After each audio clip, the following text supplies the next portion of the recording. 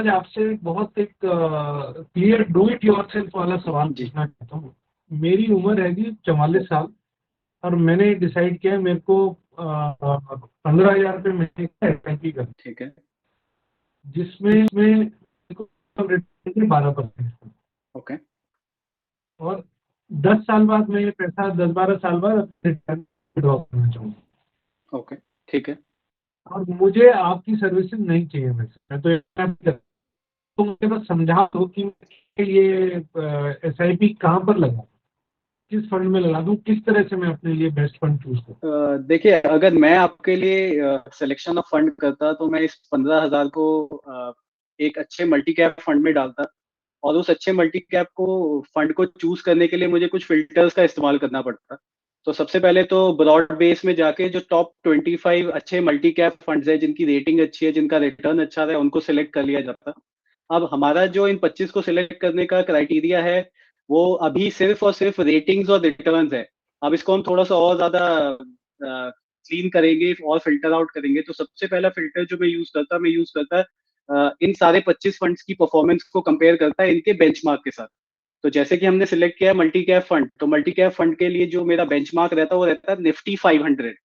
तो short term, medium term और long term के में इनकी परफॉर्मेंस इन 25 फंड्स की हम कंपेयर करते हैं इनके रिस्पेक्टिव निफ्टी 500 बेंचमार्क से।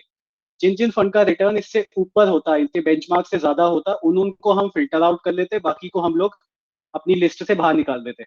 तो हम ये मान के चलते हैं इन 25 में से 15 फंड ऐसे निकल कर आते जिन्होंने अपने बेंचमार्क को आउट परफॉर्म किया, तो वो 15 हमारे पास रह जाते और बाकी 10 को हम अपना लिस्ट से बाहर निकाल देते हैं। इसके बाद दूसरा फिल्टर यूज किया जाता है परफॉर्मेंस ऑफ दीज फंड्स, जो 15 हैं इनके अपने पीयर ग्रुप। तो अब हमें 15 फंड मिल गए, सबकी रेट एक तरीके से एक रैंकिंग आ गई 1 से लेके 15। तो हमें चाहिए टॉप। तो हम क्या करते हैं, नीचे वाले सारे निकाल देते हैं और मे बी सिर्फ 10 रख लेते हैं ऊपर के। तो 15 में से 10 पर आ गए, क्योंकि पीयर ग्रुप में ये 10 जो है ये सबसे बेस्ट है। तो मैं नेक्स्ट बेस्ट या उससे नीचे वालों को क्यों टारगेट करूंगा जब मेरे पास टॉप 10 आ गए। अब जब टॉप 10 आ गए तो इन टॉप 10 में तीसरा फिल्टर मैं यूज करूंगा कि जो इनके फंड मैनेजर है उनका पास्ट ट्रैक रिकॉर्ड कैसा रहा है। तो इन्होंने इससे पहले जो फंड्स मैनेज किए या ये जो फंड मैनेज कर रहे हैं उसकी परफॉर्मेंस कैसी रही है, इनका एक्सपीरियंस कितना अच्छा रहा है, इन्होंने रिटर्न्स किस तरीके के जनरेट करके दिए। उसके अलावा क्या कोई ऐसा फंड मैनेजर जो मल्टीपल फंड्स को मैनेज कर रहा है, हो सकता है मल्टी कैप कैटेगरी में ही कोई ऐसा फंड मैनेजर हो जो एक से ज्यादा फंड्स को मैनेज कर रहा हो। तो मे बी मैं फिल्टर करके इस 10 फंड्स की लिस्ट को लेकर आऊंगा मे बी 5 या 6 पे। तो तीसरा फिल्टर मेरा यूज होगा फंड मैनेजर का ट्रैक रिकॉर्ड चेक करके। इसके बाद चौथा जो फिल्टर मैं यूज करूंगा वो यूज करूंगा कि एएमसी, जिस भी फंड मैनेजमेंट कंपनी के साथ में जा रहा हूँ या म्यूचुअल फंड के साथ में जा रहा हूँ, उनका ट्रैक रिकॉर्ड कैसा है।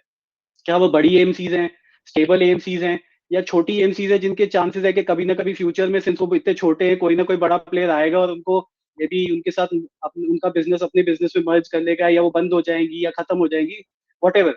तो मेरा टारगेट होना चाहिए कि मैं बड़ी एएमसीज के साथ जाऊं, स्टेबल एएमसीज के साथ जाऊं, जिनका ट्रैक रिकॉर्ड पिछले 15, 20, 25 साल का बहुत क्लीन और बहुत ही साफ रहा है। सबसे लास्ट में देखना जो सबसे जरूरी है, अगर मान लीजिए मैंने 10 से कम करके मैं 5 पे ले आया, अब मेरे को इन्वेस्ट करना है एक या मैक्सिमम 2 फंड्स में, तो इन 5 से 2 पे कैसे आएंगे ये चेक करके कि इनके एक्सपेंस रेशियोज कैसे। तो ये जो खर्चा चार्ज करते हैं आपसे, वो कहीं ऐसा तो नहीं कि जो इंडस्ट्री नॉर्म्स है उससे ज्यादा हो। तो जनरली देखा यह जाता है कि अगर ये 50 पैसे 0.5% से 0.75% के बीच में है तो ठीक है, चलेगा इतना, क्योंकि हर फंड जो अच्छा फंड मैनेजर है वो इतने पैसे तो चार्ज करेगा अपनी सर्विसेज के लिए। बट अगर ये 1.5% से ज्यादा निकल जाता है, 1.5% से ज्यादा एक्सीड करता है, तो हायर साइड पे हमें ऐसे फंड्स को अवॉइड करना चाहिए जिनका एक्सपेंस रेशियो 1.5% से ज्यादा हो, क्योंकि कहीं ना कहीं आपके रिटर्न्स को रिड्यूस कर देते हैं ये खर्चे जो है, इनके एक्सपेंस रेशियो जो है। तो कोशिश करिए कि खर्चे पे भी ध्यान दें, सिर्फ रिटर्न्स ही ना देखें। रिटर्न्स तो देखिए, आप इनकी परफॉर्मेंस भी देखें बेंचमार्क के साथ, पीयर ग्रुप के साथ, फंड मैनेजर का ट्रैक रिकॉर्ड देखिए, एएमसी का ट्रैक रिकॉर्ड देखिए, और सबसे लास्ट में ये भी देखिए खर्चा क्या चार्ज कर रहे हैं। तो कहीं out of the pocket expenses जो आपके रिटर्न से निकलना है वो कोई बहुत ज्यादा तो नहीं है। तो ये मेरे 5 फिल्टर रहेंगे। उसके बाद जो मेरी लिस्ट निकल कर आएगी जिसमें 2 या 3 फंड निकलेंगे, उनमें से कोई 2 या मे बी 1 फंड में मल्टी कैप लेके अपना एसआईपी उसमें शुरू कर दूंगा और चलाऊंगा उसे लंबे time right, thank you Jitendra, आपने जो बताया अब इसके बाद मैं अपने आप ही अपना फंड सेलेक्ट करना चाहूंगा और इन तक। जी चीज़ों को बिल्कुल। मैं फॉलो करता हूँ। So much.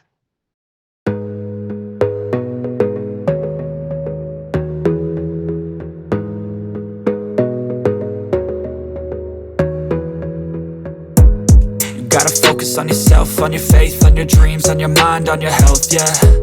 You gotta work, never tell, keep your head down.